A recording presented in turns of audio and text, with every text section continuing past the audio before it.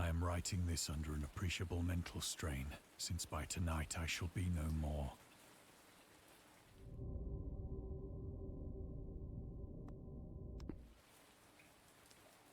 Penniless, and at the end of my supply of the drug which alone makes life endurable, I can bear the torture no longer, and shall cast myself from this garret window into the squalid street below. Do not think from my slavery to morphine that I am a weakling or a degenerate. When you have read these hastily scrawled pages, you may guess, though never fully realize, why it is that I must have forgetfulness or death.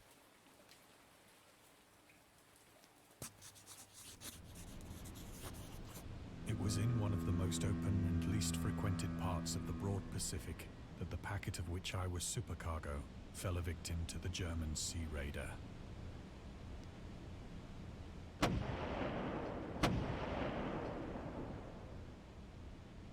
The Great War was then at its very beginning, and the ocean forces of the Hun had not completely sunk to their later degradation, so that our vessel was made a legitimate prize, whilst we of her crew were treated with all the fairness and consideration due us as naval prisoners.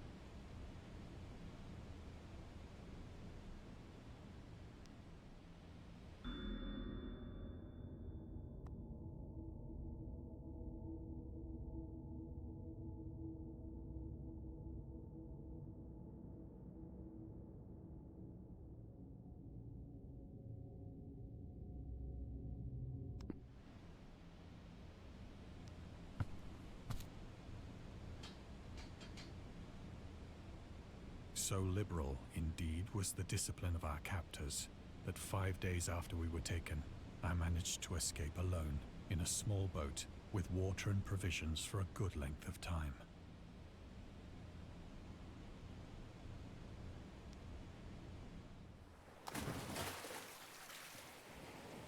When I finally found myself adrift and free, I had but little idea of my surroundings. Never a competent navigator, I could only guess vaguely by the sun and stars that I was somewhat south of the equator. Of the longitude, I knew nothing, and no island or coastline was in sight.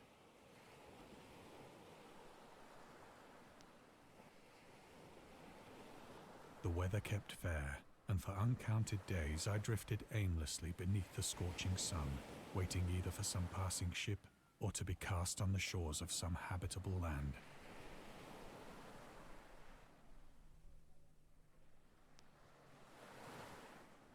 But neither ship nor land appeared, and I began to despair in my solitude upon the heaving vastness of unbroken blue.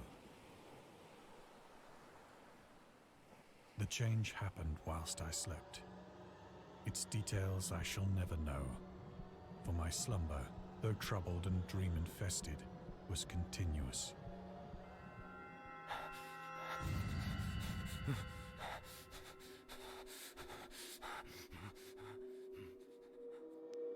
When at last I awoke, it was to discover myself half sucked into a slimy expanse of hellish black mire, which extended about me in monotonous undulations as far as I could see, and in which my boat lay grounded some distance away. Though one might well imagine that my first sensation would be of wonder at so prodigious and unexpected a transformation of scenery, I was in reality more horrified than astonished. For there was in the air, and in the rotting soil, a sinister quality which chilled me to the very core. The region was putrid with the carcasses of decaying fish, and of other less describable things which I saw protruding from the nasty mud of the unending plain. Perhaps I should not hope to convey in mere words the unutterable hideousness that can dwell in absolute silence and barren immensity. There was nothing within hearing, and nothing in sight, save a vast reach of black slime. Yet the very completeness of the stillness and the homogeneity of the landscape oppressed me with a nauseating fear. The sun was blazing down from a sky which seemed to me almost black in its cloudless cruelty, as though reflecting the inky marsh beneath my feet.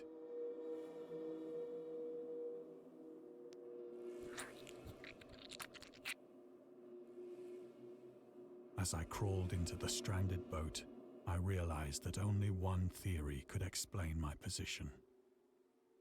Through some unprecedented volcanic upheaval, a portion of the ocean floor must have been thrown to the surface, exposing regions for which innumerable millions of years had lain hidden under unfathomable watery depths.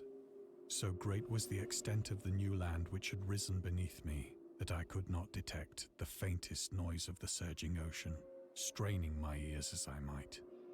Nor were there any seafowl to prey upon the dead things.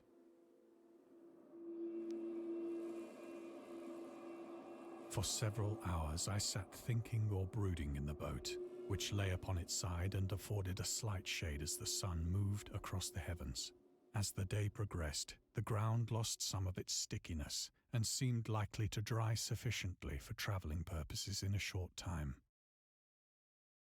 That night I slept but little, and the next day I made for myself a pack containing food and water, preparatory to an overland journey in search of the vanished sea and possible rescue.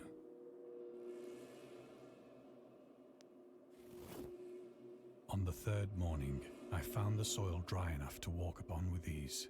The odor of the fish was maddening, but I was too much concerned with graver things to mind so slight an evil, and set out boldly for an unknown goal.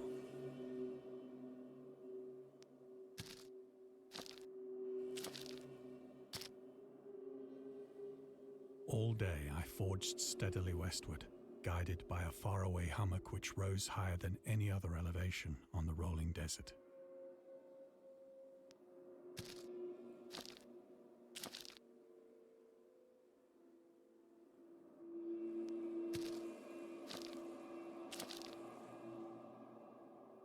That night I encamped, and on the following day still travelled toward the hummock, though that object seemed scarcely nearer than when I had first espied it.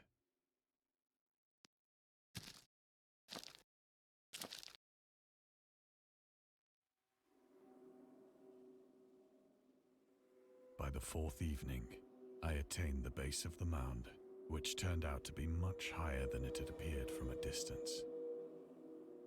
An intervening valley setting it out in sharper relief from the general surface. Too weary to ascend, I slept in the shadow of the hill. I know not why my dreams were so wild that night, but ere the waning and fantastically gibbous moon had risen far above the eastern plain, I was awake in a cold perspiration, determined to sleep no more. Such visions as I had experienced were too much for me to endure again, and in the glow of the moon I saw how unwise I had been to travel by day. Without the glare of the parching sun, my journey would have cost me less energy. Indeed, I now felt quite able to perform the ascent which had deterred me at sunset. Picking up my pack, I started for the crest of the eminence.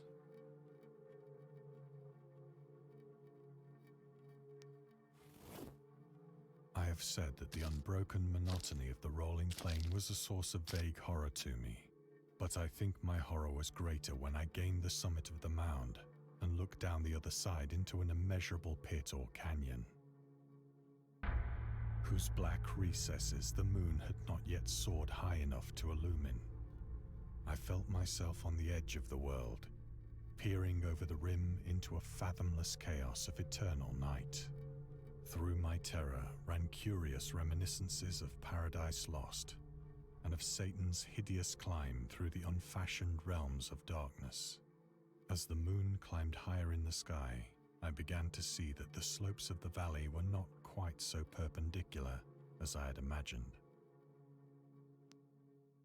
Ledges and outcroppings of rock afforded fairly easy footholds for a descent, whilst after a drop of only a few hundred feet, the declivity became very gradual.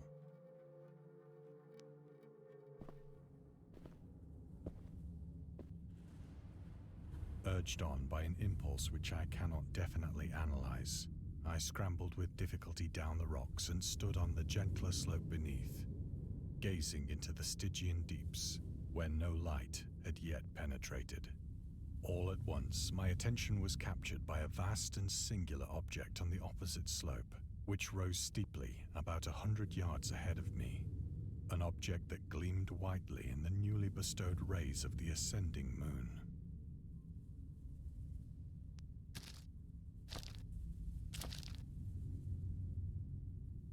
That it was merely a gigantic piece of stone, I soon assured myself, but I was conscious of a distinct impression that its contour and position were not altogether the work of nature. A closer scrutiny filled me with sensations I cannot express.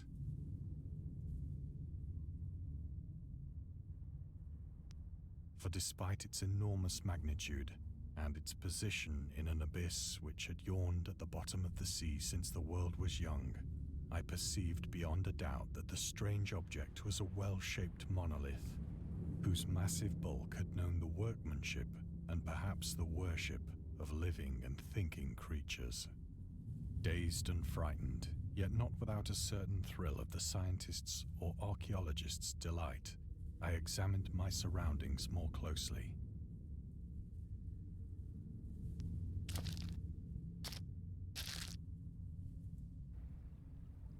The moon, now near the zenith, shone weirdly and vividly above the towering steeps that hemmed in the chasm, and revealed the fact that a far-flung body of water flowed at the bottom, winding out of sight in both directions and almost lapping my feet as I stood on the slope. Across the chasm, the wavelets washed the base of the Cyclopean monolith, on whose surface I could now trace both inscriptions and crude sculptures. The writing was in a system of hieroglyphics unknown to me and unlike anything I'd ever seen in books, consisting for the most part of conventionalized aquatic symbols such as fishes, eels, octopi, crustaceans, mollusks, whales, and the like. Several characters obviously represented marine things which are unknown to the modern world, but whose decomposing forms I had observed on the ocean-risen plain. It was the pictorial carving, however, that did most to hold me spellbound. Plainly visible across the intervening water, on account of their enormous size, were an array of bas-reliefs whose subjects would have excited the envy of a Doré.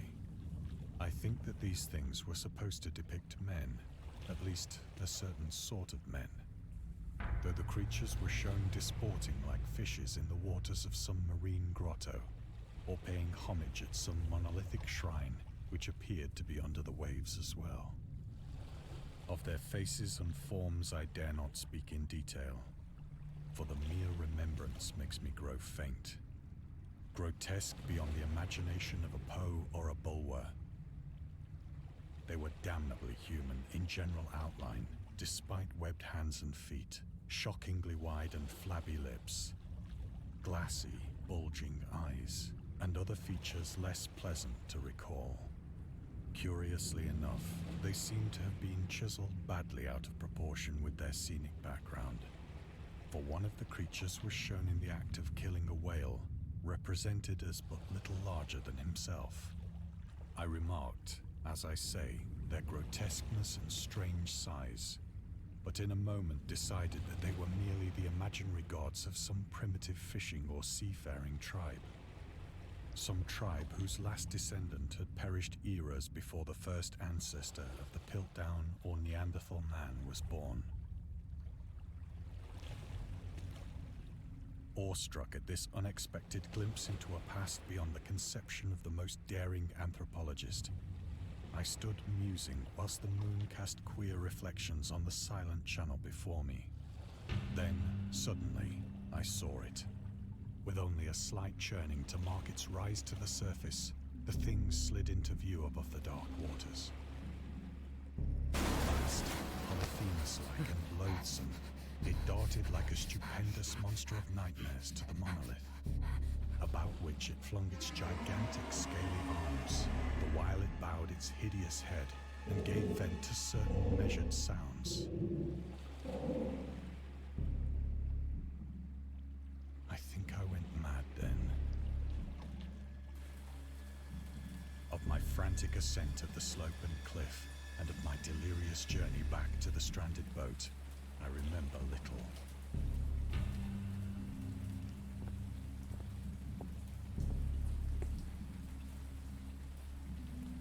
I believe I sang a great deal and laughed oddly when I was unable to sing.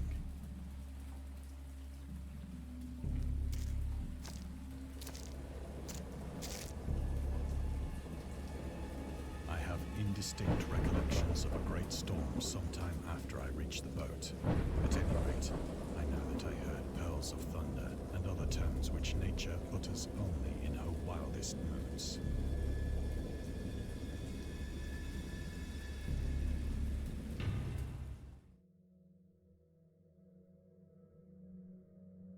When I came out of the shadows, I was in a San Francisco hospital, brought thither by the captain of the American ship which had picked up my boat in mid-ocean. In my delirium, I had said much, but found that my words had been given scant attention.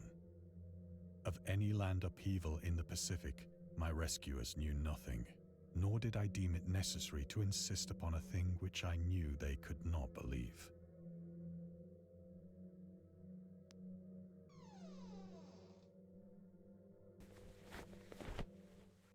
Once I sought out a celebrated ethnologist and amused him with peculiar questions regarding the ancient Philistine legend of Dagon.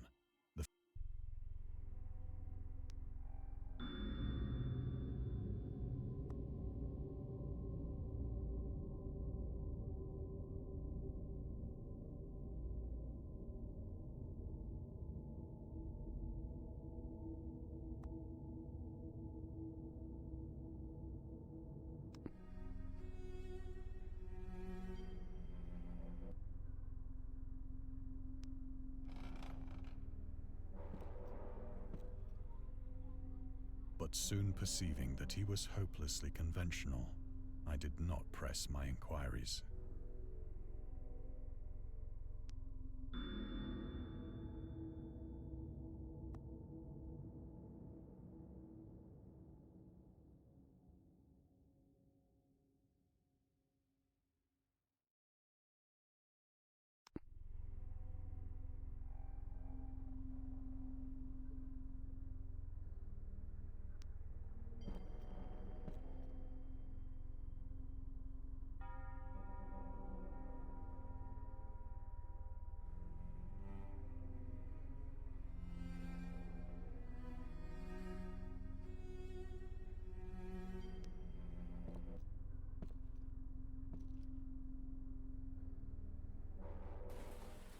It is at night, especially when the moon is gibbous and waning, that I see the thing.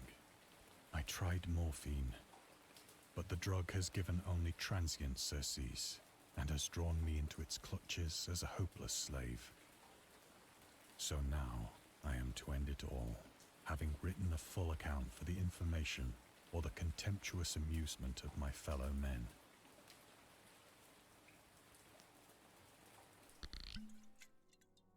Often, I ask myself if it could not all have been a pure phantasm, a mere freak of fever, as I lay sun-stricken and raving in the open boat, after my escape from the German man-of-war.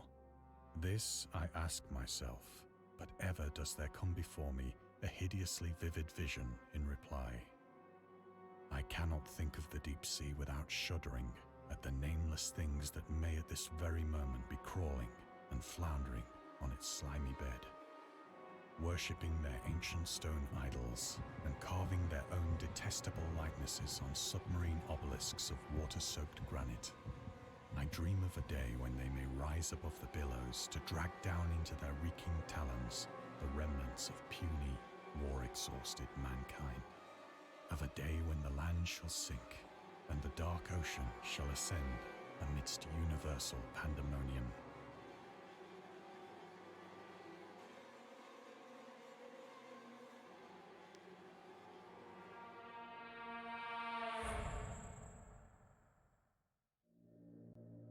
Is near.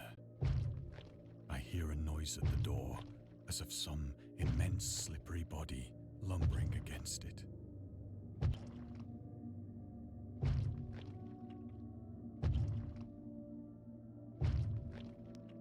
It shall not find me.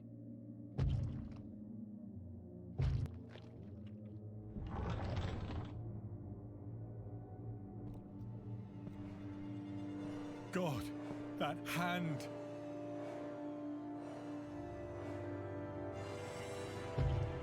The window! The window!